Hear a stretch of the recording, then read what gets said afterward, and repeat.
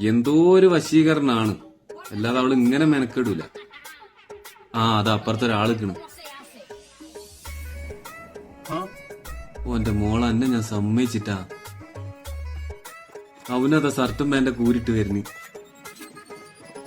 കിട്ടിയില്ലേ? എന്നിട്ട് അരുവക്ക് നിക്ക്.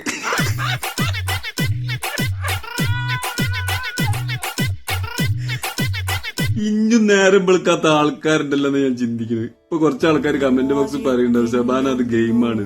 ഗെയിമാണെങ്കിൽ അർത്ഥമൊക്കെ ഒന്ന് തന്നെയല്ലേ, നമ്മളെ ദുനിയാവിൽ നടക്കുന്ന കാര്യങ്ങൾ തന്നെയല്ലേ.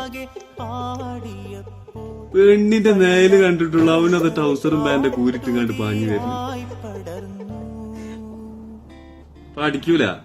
ഇങ്ങനെ കുറച്ച് ആൾക്കാർ റിയൽ ലൈഫിലും ഉണ്ട്. അനുഭവത്തിൽ നിന്നേ പഠിക്കൂന്ന് വാശിയാണ്. എടാ ഇഞ്ഞെങ്കിലും ഒന്ന് മനസ്സിലാക്കി.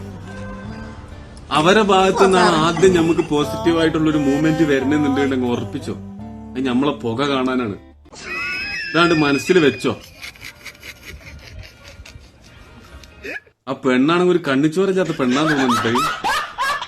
ഏതായാലും അവൻ കേറി വരികയാണ്. അതും ഇവിടെ വശീകരണം കൊണ്ടാണ് വന്നത്. ഒന്ന് കേൾക്കാനുള്ളൊരു മനസ്സെങ്കിലും കാണിക്കുക. വാതിൽ തുറന്നതന്നെ കണക്ക് അതൊക്കെ എടുക്കുന്നത്.